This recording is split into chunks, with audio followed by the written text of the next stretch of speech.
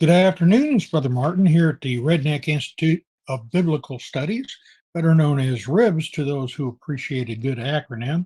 And we are going to continue our reading in William Blackstone's book, Satan, His Kingdom, and Its Overthrow. And last week we read the first part of this book that dealt with his character, his origin, his fall and sin. This week we're going to pick up with his kingdom. So we are going to start right here, and it says, if Satan cast out Satan, he is divided against himself. How shall then his kingdom stand? That's Matthew chapter 12 and verse 26. And this passage and the parallel one in 11:18, Jesus brings out in clear statement the solemn fact that Satan has a kingdom. So this cross reference he's got is Luke chapter 11, and in verse 18 it says, if Satan also be divided against himself, how shall his kingdom stand? Because they said that I cast out devils through Beelzebub. Now, Jesus brings this out. So it says he had just cast out a demon, Greek daimonion, not devil, diabolus. Now, here's the main thing that you need to remember about the King James Version. The King James does not use the word demon. And in the Greek, this daimonion is the Greek term that is used for devils and or demons.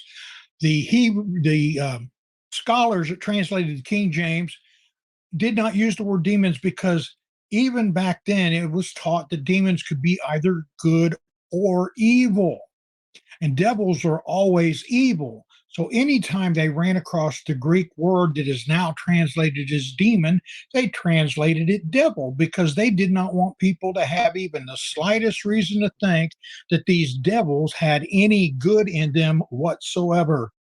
Okay, so it says the Jews had accused him of having a demon, and that's over in John chapter 7. So let's turn over there and see what these passages have to say as he's referenced them. John chapter 7, we're going to go to verse 20. It says, the people answering and said, thou hast a devil, who goest about to kill thee? Jesus answered, said, I have done one work, and ye all marvel. So they accused him of having a devil. And then over in chapter 8 and verse 48 and 49, we'll just read as it goes through 52. So we'll go 48 through 52. It says, then answered the Jews and said unto him, say we not well that thou art a Samaritan and hast a devil? Jesus answered, I have not a devil, but I honor my Father, and ye do dishonor me. And I seek not mine own glory. There is one that seeketh and judgeth. Verily, verily, I say unto you, if a man keep my saying, he shall never see death.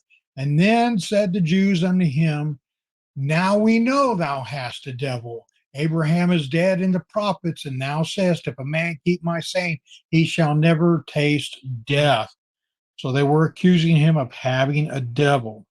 So back here, let's start at the beginning of the sentence. It said the Jews had accused him of having a demon, and now the Pharisees accused him of being Beelzebub, the prince of demons.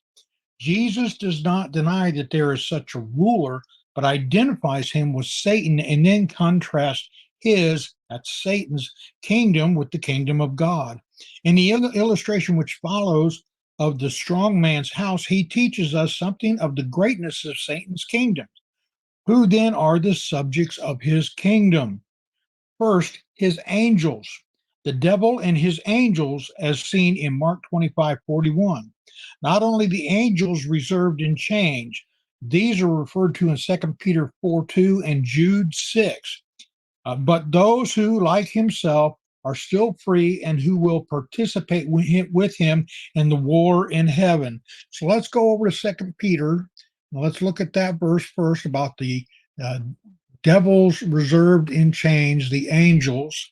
2 Peter chapter 2 and in verse 4, it states, For if God spared not the angels that sinned, but cast them down to hell and delivered them into chains of darkness to be reserved unto judgment, and spared not the old world, but saved Noah and the eighth person, a preacher of righteousness, bringing the flood upon the world of the ungodly. So, in reference to these angels that are chained, it has to do with the things that were going on in Genesis chapter 6 with the sons of God during the time of Noah's flood. Now, let's look over at the passage in the book of Jude. That would be in verse number 6, I do believe. Verse number 6 of Jude, it says, and the angels which kept not their first estate, but left their habitation, he hath reserved in everlasting chains under darkness unto the judgment of the great day. So here we are, we're looking at these angels that are part of Satan's kingdom. And finally, he stated that some of these angels that he has in his kingdom will be with him when he has the war that he fights in heaven. And we have here, and it's in Revelation chapter 12, and we're going to go to verse 7. It says, and there was war in heaven.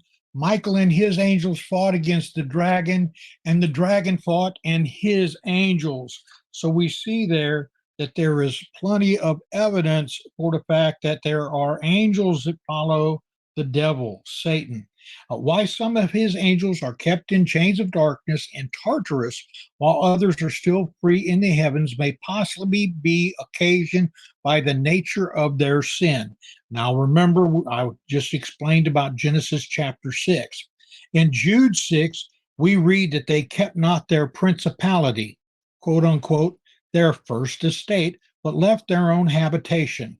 Perhaps they were the fallen sons of God who, in their willful lasciviousness, crossed over the bonds of their race, entered the bodies of men, and took to themselves wives of the daughter of men, and whose progeny were the giants. Hebrew word Nephilim, which we're hearing a lot today. Before and after the flood, we're talking about these giants being existing before and after the flood. And for this awful sin, God finally shut them up under the chains of darkness. Now, if we go to Genesis chapter 6, he has these references in his book. So we're going to go there, Genesis chapter 6. We're going to verses 1 through 5. It says, and it came to pass when men began to multiply on the face of the earth, and daughters were born unto him, that the sons of God saw the daughters of men, that they were fair, and they took them wives of all which they chose. And the Lord said, my spirit shall not always strive with man, for that he also is flesh, yet his days shall be 120 years. And there were giants in the earth in those days, and also after that, when the sons of God came in unto the daughters of men, and they bare children to them, the same became mighty men which were of old, men of renown. And then we go over to Numbers chapter 13. I was just reading this the other day, and we took a look at this. Numbers 13. We're going to go down to verse 33. Numbers 13:33. It says, and there we saw giants. What this is these are the 12 spies that went in to spy out the land of Israel before they went in. This is where they went in from Kadesh Barnea, and these 12 spies went in, and they came back with 10 of them came back with evil report. And this is one of the part of the report. It's right at the very end. It says, and there we saw the giants, the sons of Anak, which come of the giants, and we were in our own sight as grasshoppers, and so we were in their sight. So we get all of this together here. So what you see is that there were giants that were around after the flood as well. Then he has a footnote here, and the footnote states, see Earth's Earliest Ages by G.H. Pember, and that's put out by Fleming Revell Company. And you can get that book today. It's available in paperback. It's become quite popular since the popularity of the book of Enoch is now growing out in the academic and scholastic realms of biblical education institutes. So, picking up with our reading, it says Sodom and Gomorrah going after strange or other flesh are set forth as an example of this sin. So, Jude again, chapter verse 7. Jude verse 7. And we'll just start at verse 6. It says, "And the angels which kept not their first estate, but left their own habitation, he hath reserved in everlasting change under darkness unto the judgment of the great day, even as Sodom and Gomorrah and the cities about them in like manner, giving themselves over to fornication and going after strange flesh, are set forth for an example, suffering the vengeance of eternal fire." So, whatever sin these angels did, it was a sexual sin, and it involved fornication. So, that kind of sets that stage for that. So, how the angels came under Satan's domain is veiled in a mystery. Revelation is plain only as to the temptation and fall of the human race. The second subjects of his kingdom are demons, which is Diamond and Daimonian, which we've already talked about, and then over whom he rules, and we looked at Luke already. So it is unfortunate that these words were translated devils because it confers them with the devil, i.e., Diabolus, their ruler. Here's where we get into trouble when they change the wording. It says, however, in the revised version, demons have been put in the margins, which helps to make the distinction that is carefully made in the Greek text. These people are lying to you. It is not the Greek text. The text they use for the revised version is a completely different text than the one they use for the King James. So let them continue with their self advancement and deny what God actually wrote. And does it matter whether it says devil or demon? Well, yes, it does. As I explained, demons are good or bad. Devils are always evil. And when the Bible is talking about devils, they're talking about something that is always evil, something that is always your adversary. These demons seem to be a race or order of spirits which seek communication with the race of man and to abide in their bodies. Hence, we find many possessed with demons. Now, Matthew chapter 8 and verse 16. You get these new translations, it will say demon. But here we go, 8:16, King James Version. When the evening was come, they brought unto him many that were possessed with devils, and cast out the spirits with his word, and healed all that were sick. And I'll stick with the King James every time. Sometimes it would be only one demon, as in Matthew chapter 9, verse 32. And they went out, and behold, they brought to him a dumb man possessed with a devil. I remember when I first got this book, I was in the midst of a spiritual crisis, I would say, because I, when I got saved, I was handed a living Bible. And that's what I used. And then as a late teen, I was introduced to the King James Version. And I started using the King James.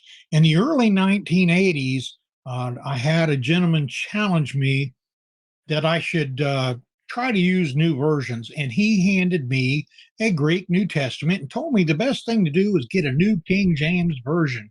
And I started doing my homework, and I started reading that Greek New Testament, learn how to, took classes for Greek, and learn how to read Greek and all that stuff. And then I found out, wait a minute, this is not the only Greek text out there. There's 40 of them. So which one do I use? And then I started looking at the New King James, and I got to looking at that, and I said, this is not right. And I ended up going with the King James and staying with it and have never looked back. And these guys, were under such pressure from the academics, and it still continues today. These academics get in there and they say, well, you're not intelligent, you're not educated, you're not this, you're not that. Believe me, even if you get the education, they are not going to listen to you. Here's what happens. I could be talking to an academic. I don't go out and publish my degrees anywhere because I didn't get my education to impress anybody. I got my education for me and for me alone. But I can talk to an academic, and that academic will sit there and he'll listen to me talk and he'll say, "Where did you go to school? I know you went to school somewhere." He says, "And I know you've got an education at least at the level I have." And it doesn't matter if he's what level of education he has, I'm able to keep up with him.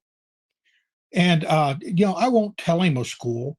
And eventually he'll say, "Well, you must have gone to school here because you're using this vocabulary."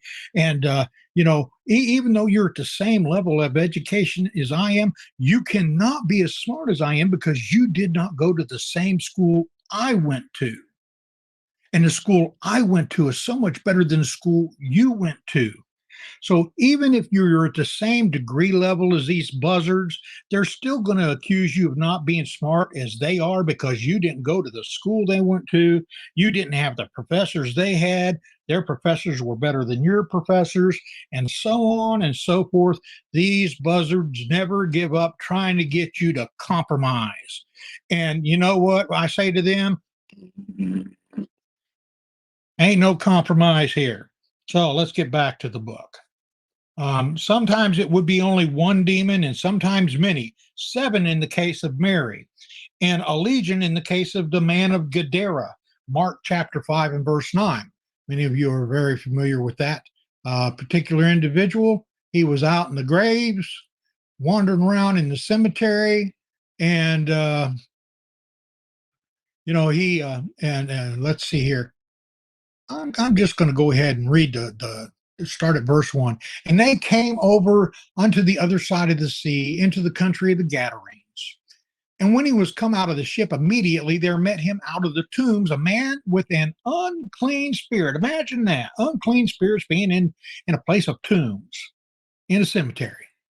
Uh, and when he was come out of the ship, this thing met him. And it says, who this man had his dwelling among the tombs, and no man could bind him, no, not with chains, because that when he had been often bound with fetters and chains, and the chains had been plucked asunder by him, and the fetters broken in pieces, neither could any man tame him. And always, night and day, he was in the mountains and in the tombs, crying and cutting himself with stones. But when he saw Jesus afar off, he ran and worshiped him. These devils knew who Jesus was, and they knew they best come and bow down to him because they were in for it. They knew it. But when Jesus was seen afar off, and they worshiped him, and they cried with a loud voice and said, "What have I to do with thee, Jesus, thou Son of the Most High God? I adjure thee by God that thou torment me not." For he said unto him, Jesus that is, "Come out of the man, thou unclean spirit." And he asked him, "What is thy name?" And he answered, saying, "My name is Legion, for we are many." And a lot of people go back and forth. Well, the word legion means this. It's many. Okay, it doesn't matter how many. It's many. It could be 50. It could be 100. It could be 200. It doesn't matter. It's many. Get off and over yourselves, people, with trying to define words differently than it's already been explained to you. It's many demons. And then they exercise an evil influence, producing a derangement of mind and body. They evidently believe in the existence of God and the judgments he has. They believe and tremble according to James 2:19, and they knew Jesus and his mission to overthrow Satan and his kingdom. Hebrews chapter 2. Hebrews chapter 2.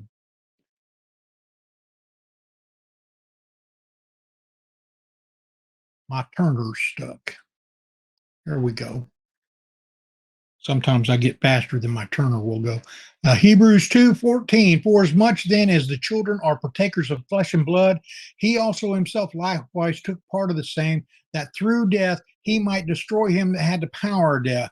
That is the devil. So they know he's come to destroy that kingdom. We are exhorted to not have fellowship with them. First Corinthians chapter 10. Let's go over there. First Corinthians chapter 10. I'm going to start in verse 10. Neither murmur ye, as some of them also murmured and were destroyed of the destroyer. Now, all these things happened unto them for examples. This is talking about the Old Testament and the Old Testament saints. And they were written for our admonition, upon whom the ends of the world are come. Wherefore, let him that thinketh he standeth take heed lest he fall. There hath no temptation taken you, but such as is common to man. But God is faithful, who will not suffer you to be tempted above that ye are able, but will with the temptation also make a way to escape, that ye may be able to bear it. Wherefore, my beloved, flee from idolatry. I speak as to wise men. Judge ye what I say. The cup of blessing which we bless is not the communion of the blood. Is it not the communion of the blood of Christ? The bread which we break, is it not the communion of the body of Christ? For we, being many, are one bread and one body, for we are all partakers of that one bread. Behold, Israel after the flesh are not they which ate of the sacrifice partakers of the altar? What say I then? That the idol is anything, or that which is offered is sacrificed to idols is anything. But I say that the things which the Gentiles sacrifice, they sacrifice to devils and not to God. And I would not that ye should have fellowship with devils. So he's talking about what's going on in Corinth back at that time, whereas they would sacrifice, make idol sacrifices in these temples, and then they'd take the meat and they would sell it to the public. And there were young Christians that would see these other Christians buying this meat, and it would cause an offense. And these young Christians would stumble and say, "Well, why are you eating this meat?" And Paul has just said, "Well, just don't buy it. I know it's cheaper, but don't buy it. Don't have fellowship with that kind of stuff." Okay, so we are exhorted to have no fellowship with them, the familiar spirits and wizards that peep and mutter, which came to being. Whence came these beings is a mystery. Perhaps a hint is given us in Genesis 1. In the first verse, the origin of creation is revealed. In the beginning, God created the heaven and the earth. So notice it's a singular heaven, not heavens. In the second verse, we read, and the earth was without form, Hebrew tohu, and void bohu. Uh, Tohu means desolation, equivalent to uninhabited, and bohu means emptiness. But in Isaiah 45:18, we are told that God created the earth not in vain. He formed it to be inhabited. So here it clearly states that God formed the earth to be inhabited. Something happened after God created it that resulted in this void and formless, water covered uh, entity that we see. Let's go to Genesis chapter 1, verses 1 and 2, and read that for ourselves. It says, "In the beginning, God created the heaven and the earth was without form and void, and darkness was upon the face of the deep, and the Spirit of God moved upon the face of the waters." Now, that's what it says. It doesn't say the earth became without form. It said the earth was without form in verse 2. Something apparently happened here,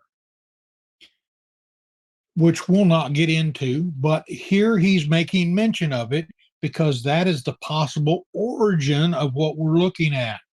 If therefore the earth was not created a tohu, and in Genesis 1 2 we find it was a tohu, then it must have become so. The hint is thus given that between the first and second verse of Genesis 1, there is possibly a great gap passed over in comparative silence, but in which occurred some tremendous catastrophe to the earth by which it became uninhabited, and its former race disembodied may now be these demon spirits which apparently fill the air about us. Whatever may be their origin, we know that they exist, that they are ruled by Satan, and that they seek to enter and abide in the children of men, even the bodies of the swine, as we know about from the maniac of Gadara.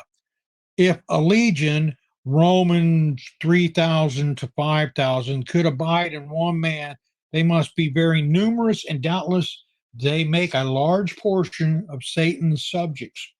Third, the entire race of mankind, except those who are delivered by the salvation of God through Jesus Christ. The tares are the children of the wicked one. It's according to Matthew 13:38. Ye are of your father the devil.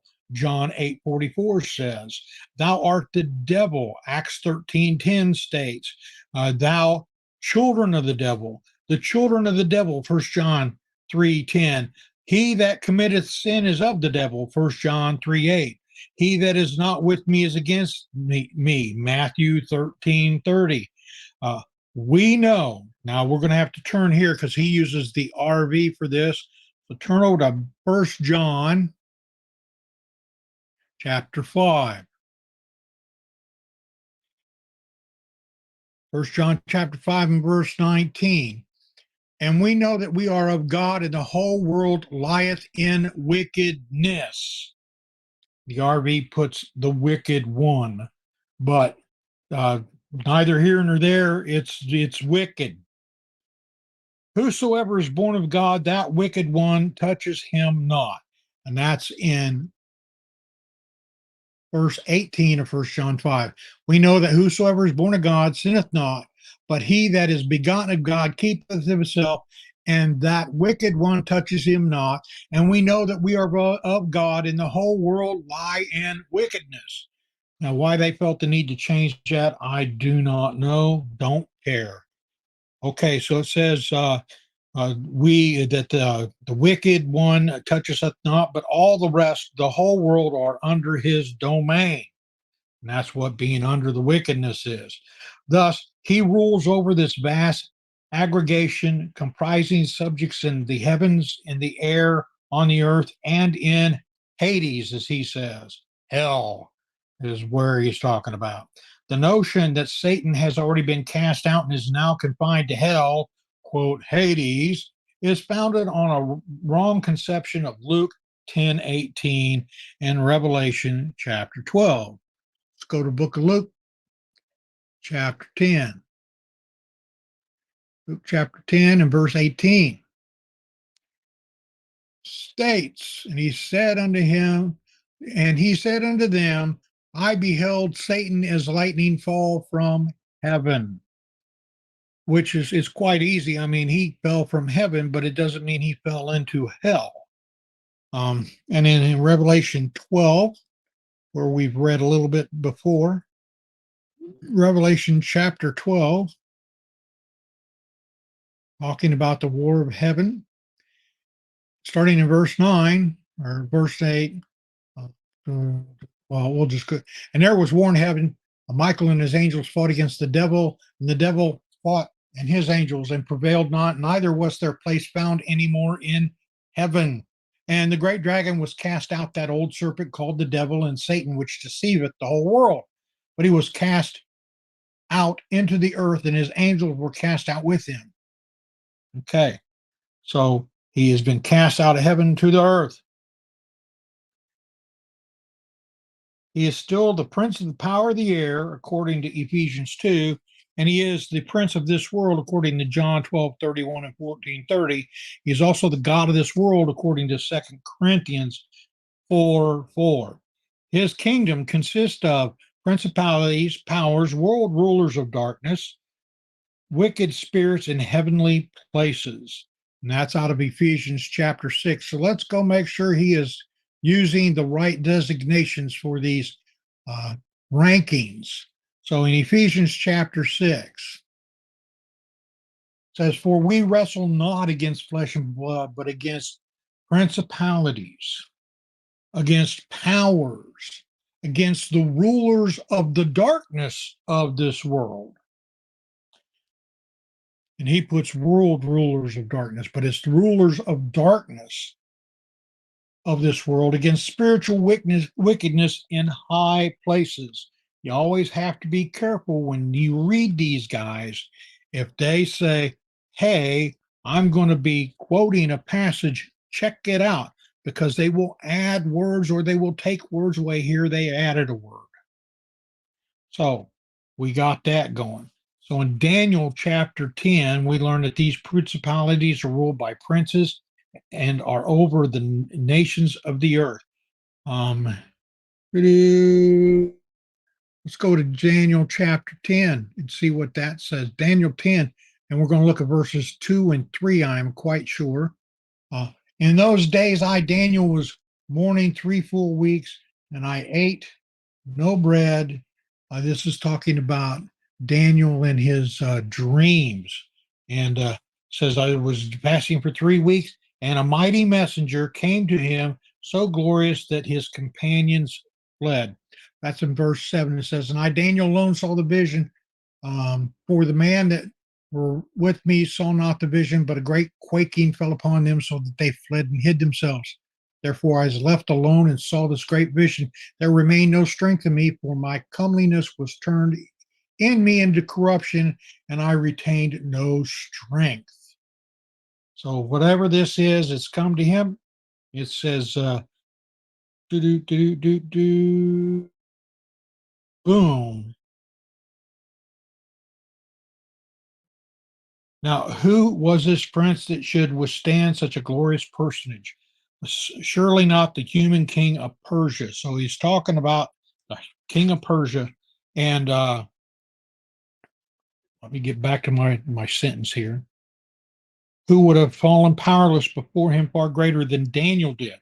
It must have been one of Satan's great princes, an oppressor of God's messenger, and not until Michael came to help could this messenger come to Daniel. Verse 20, we find a prince of Grecia is introduced, and of these princes there is none that holdeth or strengthens himself with the messenger of God, but Michael, the prince of Israel. So let's take a look here and see if we can find out what's going on here.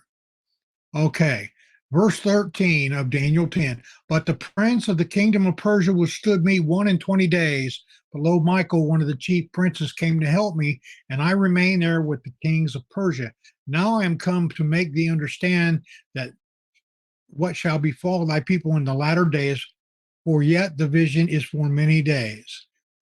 So there you go. He's talking about this angel trying to get to Daniel to give him the interpretation of a vision he's had, and he was held in check for 3 weeks, 21 days, by this messenger of Satan who was actually empowering the prince of Persia, and Michael had to come help him. It says here we get a glimpse of the different nations, all except Israel, having a prince of Satan's kingdom over them.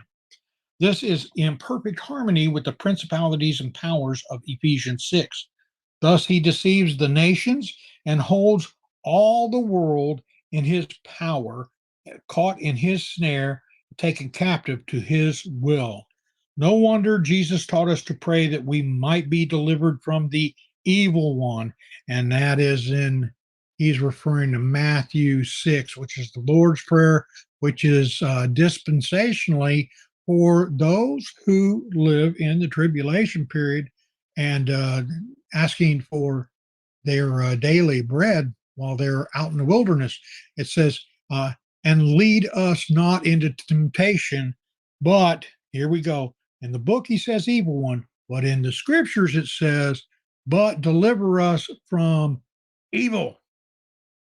Not the evil one, evil. So again, he's using a different translation here to make something appear that isn't there. It says, in light of such revelation, how great is the delusion of any so-called science which teaches that there is no evil, that there is no devil.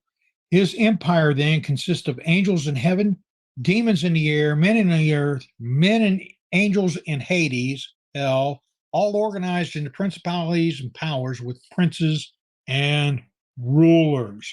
So with that, we will stop today, and then we will start looking at how he operates next week, next Tuesday. So I hope you all have learned something, except for my disdain for any translation other than King James. And hope you all have a blessed week.